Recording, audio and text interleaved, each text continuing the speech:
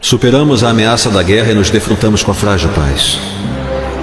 Eu achei que pudesse livrá-los para sempre das guerras, mas eu estava errado. Isso não cabe a mim. Ainda somos um planeta jovem. E existe vida no universo. Outras civilizações com as quais aprenderemos. Eu vejo um futuro brilhante pela frente.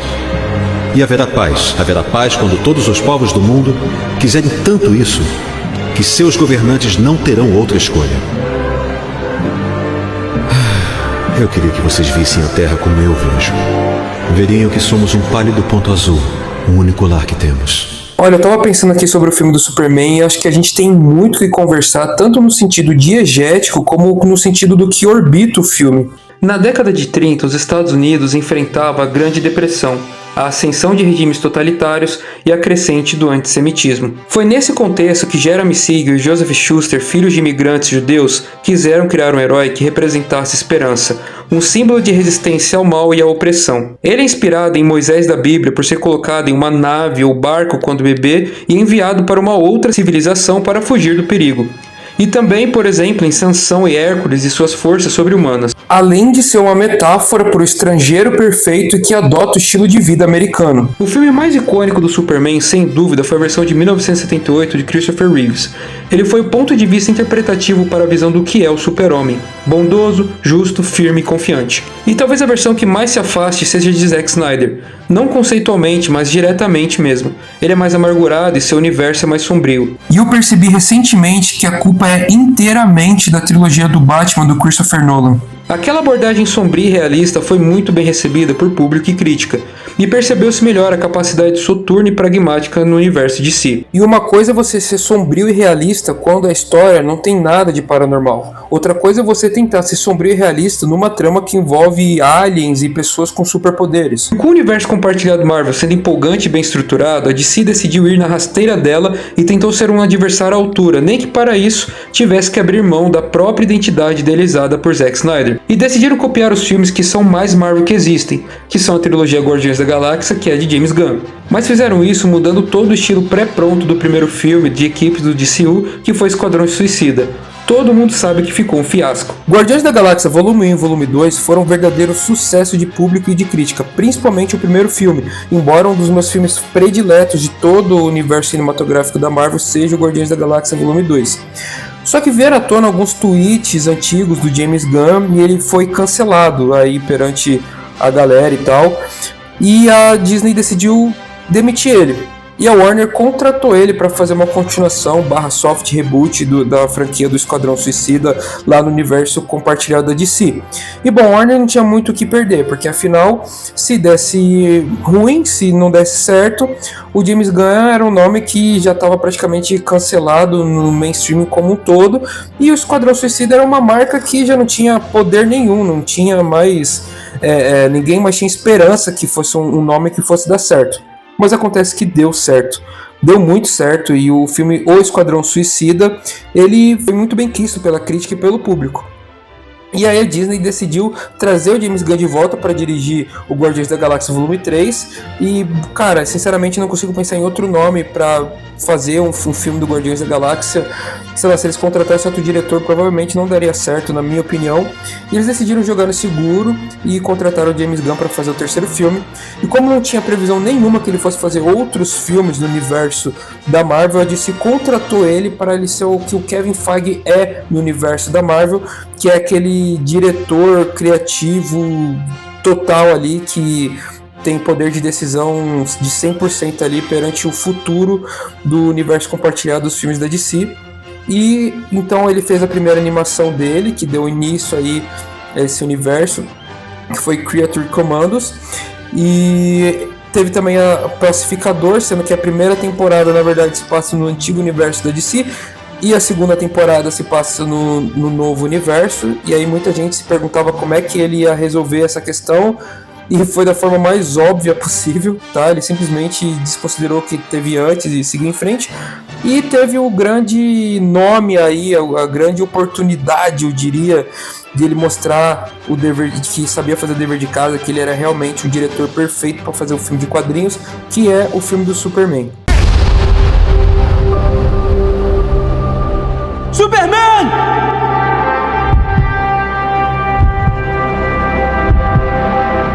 amigão, olha pra cima.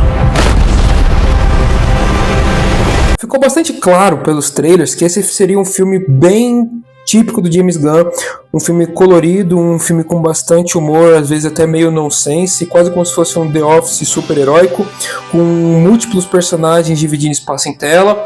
Só que aí ficou uma questão que era, o James Gunn está acostumado a fazer filmes de super-heróis de equipes. Este é um filme, teoricamente, solo do Superman. Então, será que ele conseguiria fazer com que o Superman não perdesse espaço perante todo aquele universo grandioso que ele estava apresentando? E, cara, eu vou falar que o James Gunn, ele deu uma aula de maturidade e de storytelling. O Superman, ele é o protagonista, ele segura o filme nas mãos, só que todos os personagens que estão ao redor, com superpoderes ou não, orbitam ao redor dele de uma forma extremamente orgânica. Se tem uma coisa que eu temi assistindo ao material promocional desse filme, é que essa versão do Superman fosse um pouco ingênua demais, ou bobona demais, ou até mesmo um pouco irritável demais. Pelos trailers dá um pouco essa impressão, e eu confesso que até mesmo ao longo do filme plantou um pouco dessa dúvida na minha cabeça. Eu não estava entendendo muito bem qual era a personalidade dele, e ele é um personagem icônico, e boa parte do que faz a gente gostar ou não de um filme é inclusive a nossa relação com o protagonista. E cara, na verdade, novamente James Gunn dá aqui uma aula de maturidade. Ele não cria um Superman infantilizado, bobão ou ingênuo demais. A impressão que dá é que ele é um homem de 33 anos com a experiência de um homem de 33 anos. Claro que tem aquele diferencial, que ele tem superpoderes, ele veio de outro planeta e tal, mas a criação dele foi o máximo possível como a dos humanos normais, né? Com o pai, com a mãe, com uma casa e tal, com o trabalho. E a gente vê isso nele, tanto que a versão dele, Clark Kent, não passa tanto uma sensação de insegurança, um cara inseguro, um cara medroso e tal, como por exemplo a gente via lá no Christopher Reeve, e aí tinha aquela mudança fantástica dele de Clark Kent para Superman. Aqui é um pouco mais natural, ele tem sim um jeito meio de bobão, mas não é um bobão muito inseguro demais. Cara, na verdade, esse Clark Kent, todo mundo já viu alguma versão parecida de alguém em algum lugar, sabe? Ele não é muito caricato, sabe? Aquele nerdão caricato. Ele tem sim a aparência, o jeito um pouco ali, mas ele não é até um pouco natural, sabe? E ele, como pessoa em si, ele é simplesmente uma pessoa normal, com uma experiência normal de uma vida de 33 anos, que decidiu manter a chama da esperança acesa, manter a fé na humanidade, porque um super-homem sem a questão da esperança e da fé, ele acaba cambando muito facilmente para um Superman do Injustice, para um Capitão Pátria, etc. Não, ele é simplesmente um homem que abriu mão do niilismo e do egoísmo e decidiu servir ao bem maior. E cara, eu achei muito madura essa decisão do James Gunn, de verdade, de você não ver um cara muito caricato. Ele não é aquele cara que farma aura como lá o do Henry Cavill, ou nem é uma versão muito insegura, muito nerd ali, igual do Christopher Reeve. Não, tá muito coeso, sabe? Tá muito harmoniosa a relação da personalidade entre o Clark Kent e o Superman. Dá pra entender porque as pessoas não desconfiam, além do fator daquela espécie de tecnologia ou magia que tem lá no óculos, mas assim, tá muito natural, tá muito coeso, e mais uma vez uma decisão muito acertada de James Gunn. Confesso que senti falta de ver mais da vida do Clark Kent, mas acontece tanta coisa com o Superman e o filme se passa em um espaço tão curto de tempo que é compreensível. Sim, a dificuldade de equilibrar vida de herói com identidade secreta é algo basilar em um filme de herói, mas fomos apresentados a coisas demais. Quem sabe não vejamos mais de Clark Kent no futuro? O Super-Homem do Henry Cavill é muito mais super do que homem, enquanto o Super-Homem do David Korzovich é muito mais humano do que super. Ele não vê a relação dele com a humanidade como uma fraqueza. Ele vê como sua maior força, porque ele olha ao redor e vê pessoas que não têm superpoderes como os dele, fazendo coisas boas todos os dias. E ele está ciente de que, por mais que ele tenha poderes, ele tem uma responsabilidade de usar os seus poderes para o bem, sendo que às vezes ele sabe que vai cometer erros, ele sabe que ele não vai conseguir às vezes fazer 100% das vezes o que é certo, tendo poderes ou não, mas ele levanta todo dia com a decisão de fazer o bem, de fazer o que é certo, e isso é sua maior força. Ou seja, ele usa o que seria a maior fraqueza do Superman do Henry Cavill como sua maior força. E o que seria a maior força do Superman do Henry Cavill, que são os poderes, na verdade não é a maior força dele aqui. A maior força dele está no lado da indecisão, está no lado que ele não controla, está no lado simplesmente da decisão que ele decide tomar todo santo dia de ser uma pessoa melhor. E o James Gunn, ciente de toda a carisma que envolve um personagem assim, ele ainda coloca cenas do Super-Homem salvando cachorros na rua, salvando esquilo, salvando as pessoas nos prédios, sabe? Ele não tem uma altivez onde, tipo assim, cara, eu só vou enfrentar esse vilão aqui e se as pessoas ao redor se machucarem, eu não sou tão responsável assim porque eu tô interessado em enfrentar o vilão para que ele não mate outras pessoas. Então, os efeitos colaterais dessa luta aí, infelizmente, fazer o quê, né? Não. Esse Superman, como um verdadeiro Superman, ele se importa com cada vida, inclusive, por exemplo, até de Kaiju, sabe? Se ele tiver a opção de fazer o bem o máximo possível, de poupar uma vida ou salvar uma vida, ele vai tomar essa decisão. E esse é o Superman, cara. Apesar de não terem muitas cenas juntos, a química entre Lois Lane e Clark Kent é muito grande, por mais que o relacionamento deles esteja no início.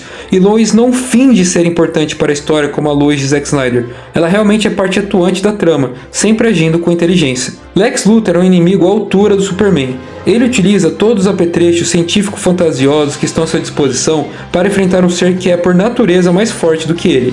Se provar vencedor é uma fonte de motivação para ele, e Lex está ciente da torpeza de sua personalidade e de sua falha de caráter, mas faz ginástica mental em si mesmo para convencer-se de que está fazendo o que é certo. James Gunn tinha em mãos a missão de ressuscitar um gênero saturado e ao mesmo tempo revitalizar um universo compartilhado que fracassou miseravelmente.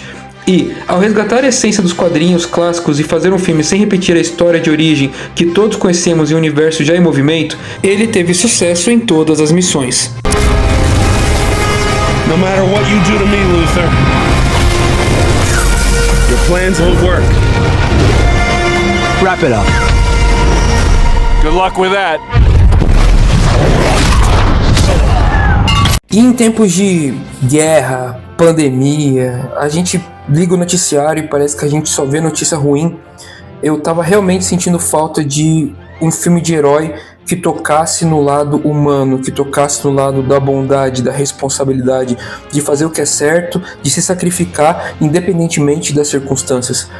É muito engraçado como a gente, até falei disso em outros vídeos, como nós estamos na era dos super-heróis, né? Sai filme de super-herói o tempo todo, mas hoje em dia parece que nenhum filme de herói consegue se conectar com o público, consegue passar uma mensagem edificante, né? Tanto que, na minha opinião, os últimos filmes que conseguiram fazer isso foram os filmes do Batman do Christopher Nolan e os filmes do Homem-Aranha do Tobey Maguire, que não é à toa que são os filmes mais reverenciados de herói dos últimos tempos, né? E, cara, esse filme do Superman consegue passar uma mensagem através do exemplo de um cara que poderia simplesmente tentar dominar a Terra e fazer dela o que ele quisesse, mas ele decide, por livre e espontânea vontade, fazer o que é certo e respeitar a mensagem dos pais. Quem assistiu sabe do que eu tô falando, não a mensagem dos pais dele de Krypton, mas a mensagem dos pais dele na Terra. Então, cara, eu indico muito esse filme. Se você não assistiu, vá ao cinema. Vale muito a pena. Vá ao cinema não, né? Porque ele assiste no stream, no cinema, já estreou faz mó tempão.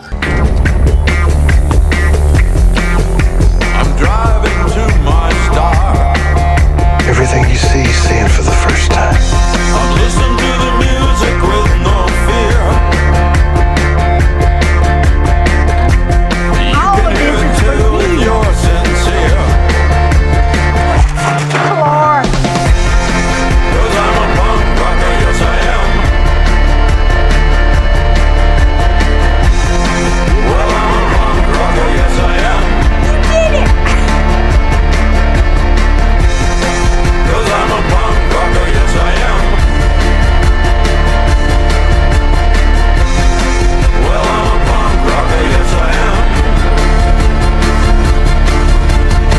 Eu vi um pessoalzinho aí que falou que achou o filme muito infantil, filme pra criança, que não gostou e tal. Eu não compartilho dessa opinião, mas seria muito interessante ouvir a opinião de vocês aqui nos comentários, né? Com todo respeito aqui, a gente troca uma ideia bem legal. Curte se você gostou do vídeo, compartilha pra alguém aí que acha que vai achar interessante a minha opinião sobre esse filme. E é isso, se inscreve no canal, que a partir de hoje eu prometo que vão ter mais vídeos com maior frequência. E é isso. Ser uma pessoa boa é o novo punk rock.